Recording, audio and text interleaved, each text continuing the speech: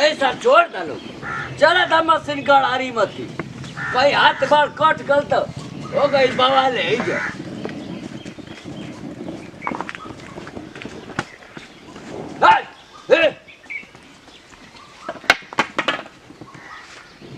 एक तो भैंस उजा दे ससुरी कहीं कहीं ना दूध देती है ना खोवा देती है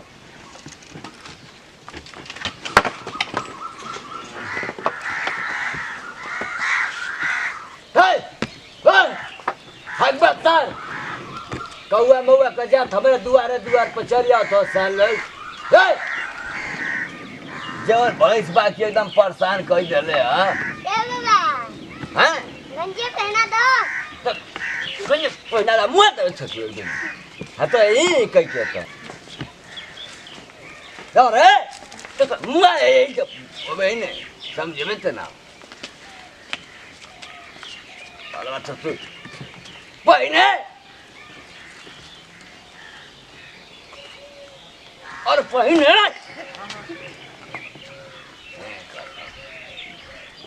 खाइले क्या खाइले भात सब्जी हैं भात सब्जी मात सब्जी भात सब्जी के बागल रे चश्मा मत छू अरे तेरा चश्मा तेरे तेरा चश्मा लगा कैसा रहती है बाबा हैं लगा कैसा रहता है कहाँ हुए तेरा चश्मा लगा कैसा रहता है तेरे तेरा चश्मा तेरे तेरा चश्मा तेरे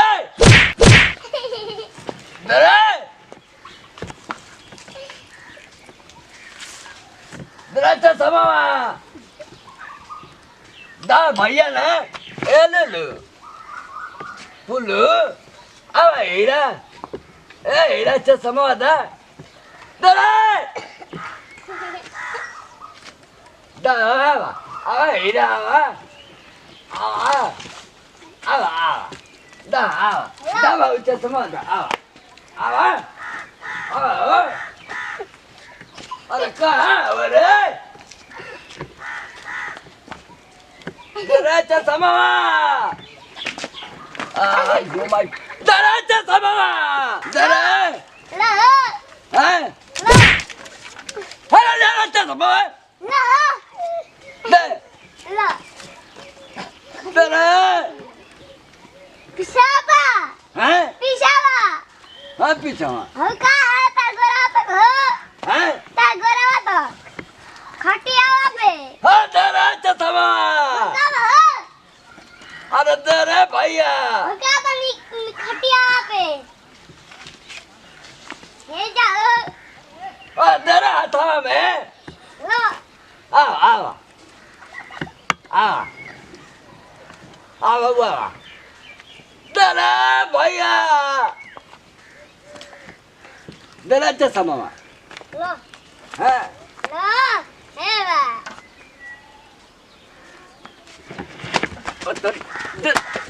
मैं तेरा ससुर अरे बे ससुर मैं घुमा दे ला बाहर मत हैं हाँ पकाने हाँ का भइल बाबूजी का चिल्ला ससुर तो लेके चश्मा निकाल के मैं आनी पानी फेर हेरा फेर लगवा दे ला फिर तो हमारे से का चिल्लाता रहो आई चपलवा करे ये छूट गेला हो चपलवा छूट लो डंडा धरो हो भैंसिया दूध तो दे रे हम तू दी ही तू जानता है दूध नहीं खेत कसल से दूध ना देते ससुरा कह के थक गई नहीं हम थगनी हमारे का बार बार कोसल ओकरा खाती तो ऐसा ने पैदा कर रहा था क्या कोसी साल कहेंगे भाई का दाना निकाल के मैं घूमे रहा था यहाँ नहीं मैं तेरे कुकुर बनाते तो साथे बार तेरे ने हमार नाती नाती। जा कहि चलो चप्पल किन के ले कहनी चप्पल मत किन ओकरा जूता किन दो चप्पल किन के ले अरे अरे हम करे ना लौका दिखा काना तर मार तर है खप सही तला लगइल लौका तो हमें सही रहती ले पूजा पाठ हो कर दिमाग खराब जा तू ही पूजा कर हमारा बस का नहीं कर पूजा कर कदे रे पूजा पाठ कइले पर दे दी भैंसिया दूध रे। तो जा बाबूजी कर बोला लो नतिया के बोल दो कोई जाके ले आओ सामान। ले लंगटुआ कहने बन रे ले लंगटुआ का है ना रे। अरे आ बाबा के चश्मा कहाँ निकल रे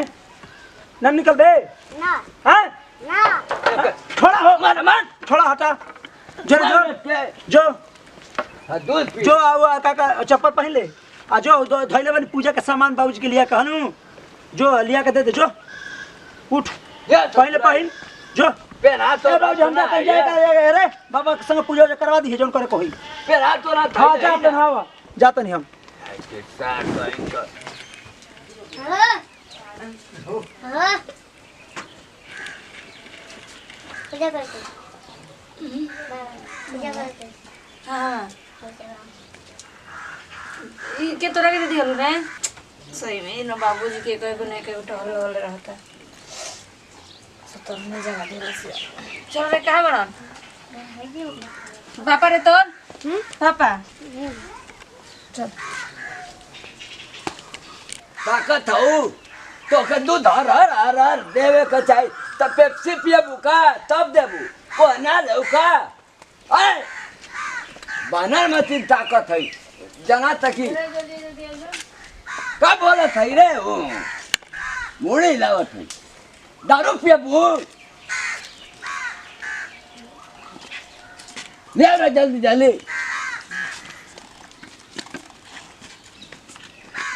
असलैया रे चलो ये है क्या बा का देखने जा तोरी मुआ दे भाई बाल मारे भाई ले दे आ तोर पापा रे हाँ पापा जाओ बोलो अब बाल्टी आटा लेके आओ ए भैंस बाबा दू चार बाल्टी भाक दूधवा दे दाना ए माई दे यारे बाल्टिया हाँ तो समझते अपने पापा को बोले ले रे यारे बाल्टिया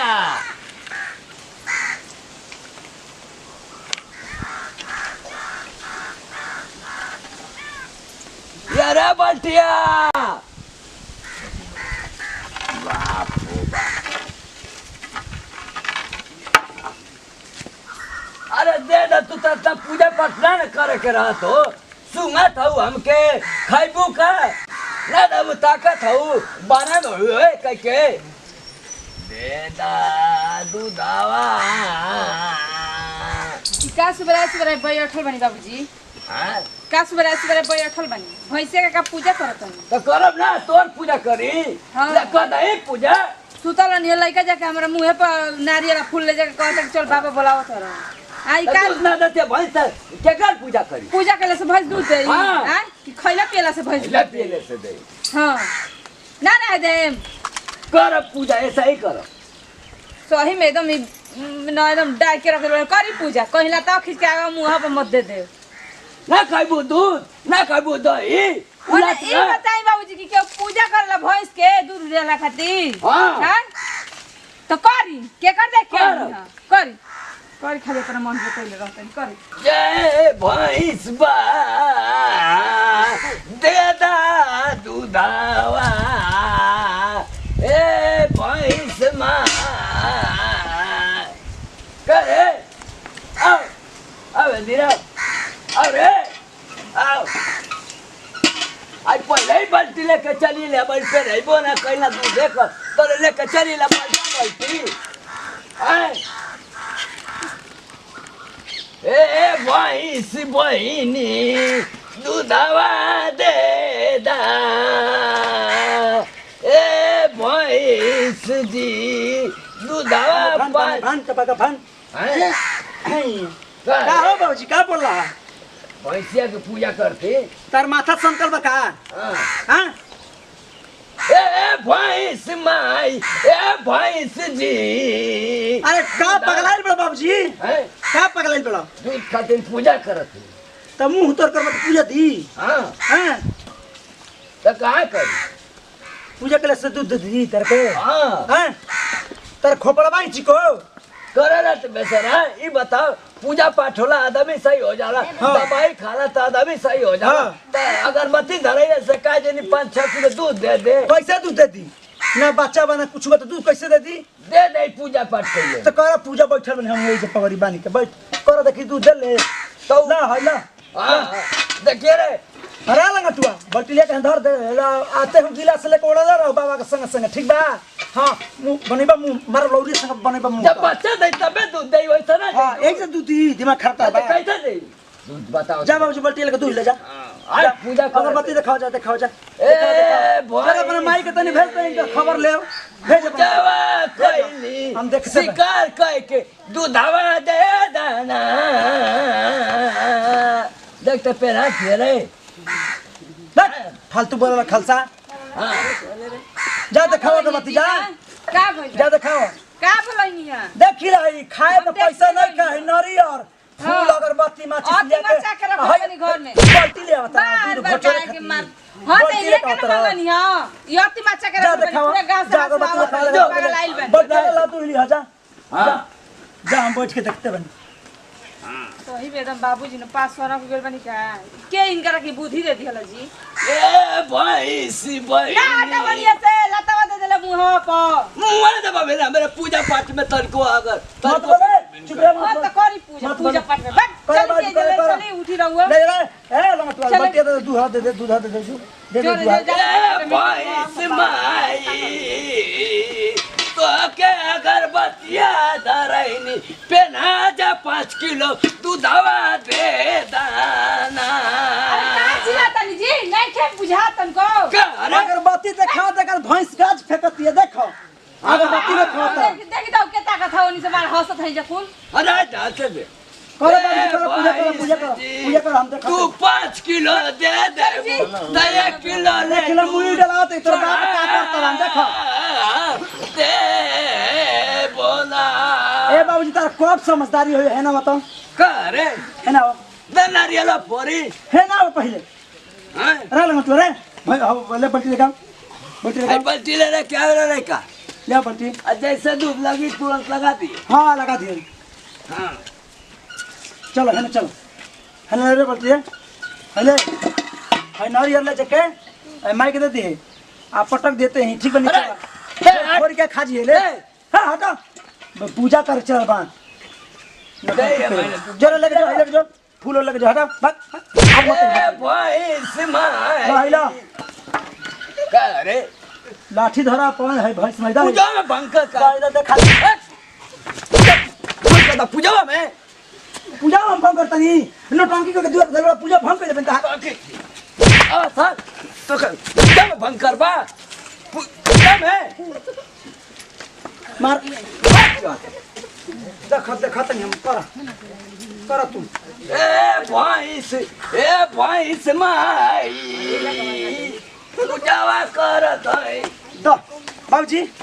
है जे खड़ा है बैठत है अरे बैठत ले रे बट्टी ले रे बाबूजी है कपड़ा धरता हां बट्टी ले रे बढ़िया से करिए पूजा भैंस कर धरा दे दे है अरे चल है ना रे है ना रे अरे है ना रे है ना इनके समझाएंगे ना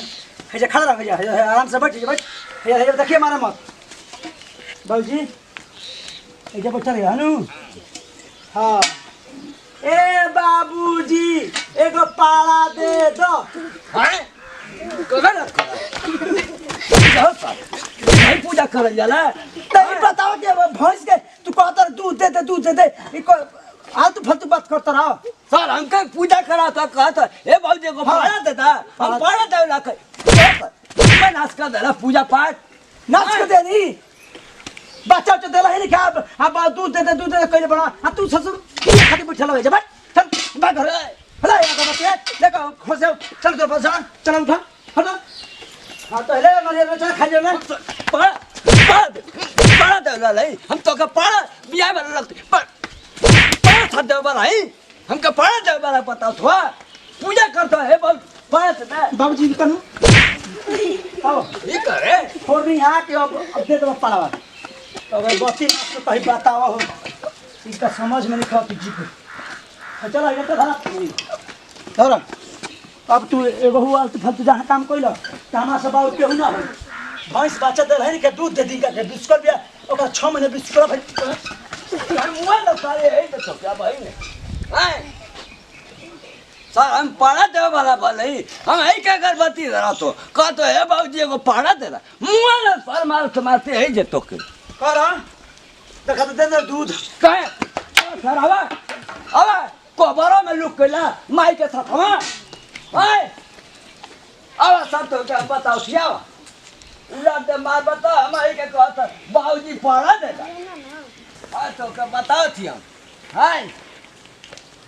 ला फोड़ा हाय ला फोड़ा ले ले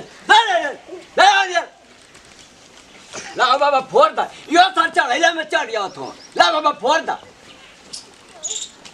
सार कोई को चले तो उलट दे दे या भाई ने तो कर तू ये मिनट में फोड़ दा बाबा पाड़ा दे बा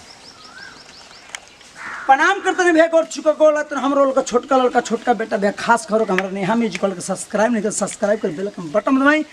जितना प्यार दुलार आशीर्वाद हमारा को और हमारा टीम के देता नहीं यही तरी बने रखम भैया और छोटा सा संदेश बा थोड़ा फनी कॉमेडी भी बा देखते बन कि बाबूजी पुरानिया जमाना का बना उनका दिमाग तनी बहुत कम बा तो देखते रहे क्वेश्चन हरकत के हम वीडियो के माध्यम से तो हम माफ़ी चाहता नहीं बताई कि 6 महीना पहले ही भैंस भी सूख गई ते बार अगरबत्ती देखला पर नारियल देखले पर फूल चढ़े पर भला दूध दी कहता रहे कि मंदिर में पूजा सब दुख दूर हो जाला तो ये तो मान ली कि देखते बने सिस्टम वीडियो के माध्यम से तो वही में हम तनी बोल देने कि बाबूजी पाड़ा दे दो तो हमारा मारे लगला हन तो जौन चीज अपना पर पड़ेला वो दूसरा पर सोचे के चाहिए तो दूसरा बीतता वो अपने पर सोचे के चाहिए तब वो चीज़ के निष्कर्ष निकलेला तो ना बाबूजी देखो भैंस के लेके पूजा करता जब हम उनका तनी में जान बुझ के कह देनी है तो अपने ऊपर जब पड़ा तो छटपटनी भरे तो हम तो वीडियो के माध्यम से चाहते नहीं कि माफ़ी चाहते नहीं और ज़्यादा कुछ बोल रखो तो ये जैसे दी जब विदाई फिर से अगले वीडियो मिल जाए जय जवान जय किसान भोजपुरी हमारा 10 किसान आ कोना कोना पहुँचा के भैया तनकी भोजपुरी पहचान।